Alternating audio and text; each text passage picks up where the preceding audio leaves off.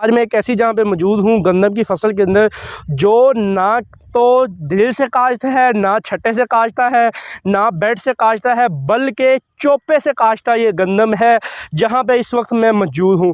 ये बीज कितना लगा है, एक बीज से टिलर्स की तादाद कितनी है और कितना इससे पैदावार निकलती है, ये जितनी भी बातें हैं तफसील से आपको वीडियो के अंदर बताऊँगा। काश्तकार भाइयों, मैं हूं उस्मान यूसुफ और आप देख रहे हैं अपना किसान। काश्तकार भाइयों, हम गंदम की फसल को रवायती तरीके से, जदीद तरीके से, जो नए तरीके आए हुए हैं, बेड से काश्त या ड्रिल से काश्त की सूरत में काश्तकार भाई करते हैं, लेकिन उससे एक स्टेप और आगे चोपे से काश्ता गंदम। जी हाँ काश्तकार भाई, इसमें एक तो बीज कम लगता है, दूसरी इससे पैदावार ज़्यादा निकलती है। तो बहुत से काश्तकार भाई इस वजह से कंफ्यूज भी होते हैं कि यार एक तरफ हम 50 किलो 40 किलो बीज इस्तेमाल कर रहे हैं और हमें पैदावार 50-40 मन निकलती है, या ज़्यादा से ज़्यादा 60 मन या 70 मन निकल आती है। तो 10 किलो बीज, कम बीज इस्तेमाल करने से पैदावार किस तरह ज़्यादा आ जाती है। तो इस वजह से बहुत से काश्तकार भाई जो हैं वो कंफ्यूज होते हैं, उनको सही तरह से वो समझ नहीं पाते अपनी बातों को हम क्या करें। तो फिर फैसला करते हैं कि जी हम मन बीज या 50 किलो बीज ही काश्त करेंगे गंदम का। तो उस वजह से उनकी गंदम की फसल के 100 मसाइल आ जाते हैं, गंदम की फसल गिर जाती है या गंदम की से अच्छी पैदावार भी नहीं हासिल कर पाते। तो ये जो काश्तकार भाई हैं जहाँ पे मैं अभी मौजूद हूँ, इन्होंने क्या किया है कि इन्होंने जो बीज है, जो गंदम की काश्त है, उसके लिए सिर्फ़ और सिर्फ 10 किलो बीज ही इस्तेमाल किया है। ना तो 20 इस्तेमाल किया, ना 30 किया, सिर्फ़ और सिर्फ 10 किलो बीज ही इस्तेमाल किया है। और इनकी जो एवरेज पैदावार निकलेगी इंशाल्लाह वो 70 प्लस आएगी।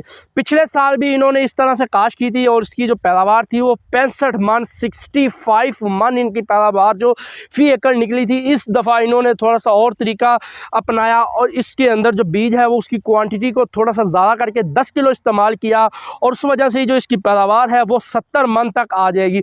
अब इसकी अगर मैं बात करूँ एक टिलर से कितने इसके शगुफ़े हैं एक बीज से, तो वो आपके सामने नज़र आ रहे हैं। मैंने खुद अभी काउंट किए हैं तो उनकी जो तादाद थी वो 44 एक से थी, वो मैं आगे आपको दिखा भी देता हूं। तो जी काश्तकार भैया, ये आप देख सकते हैं कि एक बीज से कितने ज़्यादा जो टिलर्स हैं वो निकले हुए हैं। ये आप देखें, अगर मैं इन टिलर को गिनूं तो ये देखें 1 2 3 4 5 6 7 8 9 10 11 12 13 14 15 16 17 18 19 20 21 22 23 24 25 26 27 28 29 30 31 32 33 34 35 36 37 38 39 40 41 42 और ये 43 और 44 टिलर्स जो हैं वो एक के अंदर मौजूद हैं। तो काश्तकार भाई, आप लोगों ने खुद देख लिया कि टिलर्स की जो तादाद है एवरेज, मैंने साइड वाले पौधे से जो लाइन के बिल्कुल साथ जो वट के साथ पौधा मौजूद था मैंने उसके गिने हैं, मैं खेत के अंदर दाखिल नहीं हुआ। तो आप लोग यहाँ से खुद अंदाज़ा लगा सकते हैं कि इससे एक बीज से जो टिलर्स हैं वो कितने हैं, और जितने टिलर हैं उतने ही शगुफ़े हैं। और अगर मैं आपको यहाँ पे इसका साइज़ दिखाता चलूँ, ये देखें काश्तकार भाई सिट्टे का साइज़ क्या है, और नीचे ये देखें कि इसका जो तना है वो कितना मोटा है। आम काश्ता गंदम जो हम छट्टे से या ड्रिल से काश्त करते हैं उससे इसका तना, इसकी जो गांठें हैं, ये देखें काश्तकार भाई, इसकी जो गांठें हैं इसका जो तना है वो बहुत ज़्यादा मोटा है, बहुत ज़्यादा फ़र्क है। इस वजह से ये गंदम जो है वो गिरती भी नहीं है, क्योंकि इसका जो तना है वो भी मोटा है दूसरी गंदम से। तो इसका जो फ़र्क है वो बिल्कुल आपके सामने है। मैं यहाँ पे कुछ तस्वीरें भी आपको दिखा रहा हूँ कि आप लोग खुद यहाँ पे जो इसकी गांठ है, जो इसका तना है उसका, और जो इसके सिट्टे हैं दूसरी काश्त जो छट्टे से काश्त की गई हैं उनमें आप फ़र्क खुद देख रहे हैं कि काश्तकार भाइयों कितना फ़र्क है। सिर्फ और सिर्फ तरीका चेंज करने की वजह से आम जो खेलें डाली जाती हैं मकई के लिए, या आप कोठा डाल लें उसके ऊपर इन्होंने चोपा लगाया है हाथ की मदद से, एक एक दो दो बीज का, और पैदावार में भी फ़र्क आ गया, सिट्टे के अंदर भी फ़र्क आ गया, उसके कद के अंदर अंदर भी फ़र्क आ गया, पौधे की जो गांठें हैं उनके अंदर भी फ़र्क आ गया, उसके बाद जो पौधे का तना है उसके अंदर भी फ़र्क आ गया।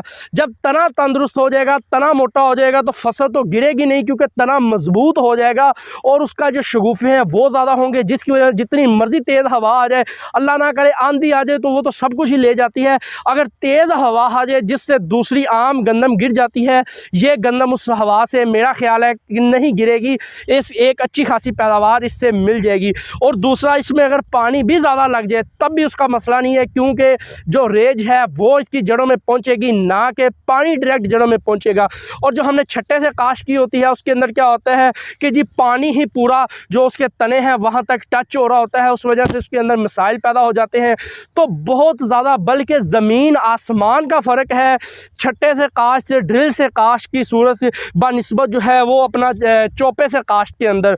तो आप लोग खुद इसका जो फ़र्क है वो देख सकते हैं। तो काश्तकार भी कोशिश करें कि अगले साल जब आप गंदम की काश करें, अगर आप ज़्यादा रकबे पे गंदम की काश करें तो आप बेड प्लांटिंग काश कर लें।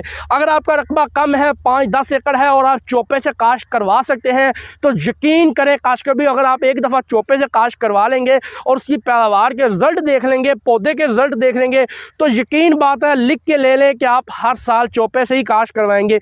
यहाँ पे इस काश्तकार ने यहाँ पे शुरू किया था, इस गांव के अंदर, कसूर के पास ये गांव है, और इसके साथ इसके करीबी जितने भी काश्तकार हैं उन सब ने अब चौपे से काश जो है इसकी शुरू कर दी है। एक चीज़ के ऊपर हमने लगाना है, एक चीज़ को उसके ऊपर हमने टाइम देना है, खादें डालनी है, पानी लगाने हैं, मेहनत करनी है, सब कुछ करना है। अगर हम उसका तरीका थोड़ा सा चेंज करके ज़्यादा पैदावार ले लेंगे तो उसमें मैं समझता हूँ कि कोई भी हर्ज नहीं है। तो अगर आप इस तरीके से इसकी काश करेंगे तो यकीनी बात है कि आप ज़्यादा पैदावार इससे हासिल करेंगे बनिस्बत छट्टे से काश या ड्रिल से काश की सूरत के अंदर। तो ये तरीका मेरे समझ के अंदर बड़ा बेहतरीन है। इस तरह से जो गंदम की काश्त है वो करनी चाहिए और ज़्यादा पैदावार हम लोग हासिल कर सकते हैं। अभी इसकी जो खूबियाँ हैं वो बहुत ज़्यादा हैं। अगर हम चौपे से काश करते हैं, आप मेरे पीछे जो इस वक्त गंदम की जो फसल है वो देख सकते हैं कि किस तरीके से इसको काश किया हुआ है, और इसकी पैदावार ज़ाहिर सी बात है कि आप दूसरी फसल से ज़्यादा आएगी जिन्होंने इस तरीके से काश्त नहीं की हुई। और काश्तकार भैया, मेरा तो मशवरा ये है कि आप एक बार ज़रूर इस तरीके को लाजमन अपनाइए और आपको खुद ही इसके जो नताइज हैं वो देखने को मिल जाएंगे। मेरा वीडियो बनाने का मकसद जस्ट यही है, आपको समझाना बस यही है कि इस तरीके से भी हम कम बीज से भी ज़्यादा पैदावार हासिल कर लेंगे। कुछ काश्तकार भाई कहते हैं कि जी कम बीज से ज़्यादा पैदावार किस तरीके से आ जाएगी। भाई इस तरीके से कम बीज से ज़्यादा पैदावार आ जाएगी कि उसका जो शगुफ़े हैं, जो उसका झाड़ है वो ज़्यादा हो जाता है। जितना ज़्यादा झाड़ होगा उतनी ज़्यादा आपको पैदावार मिल जाएगी।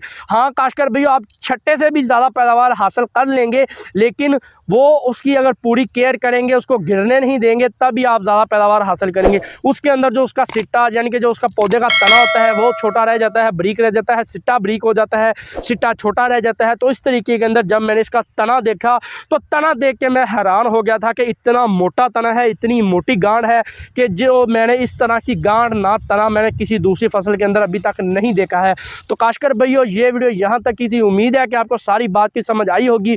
मिलते हैं अपनी नेक्स्ट किसी और वीडियो में, तब तक के लिए दुआ में याद रखिएगा। अल्लाह हाफ़िज़।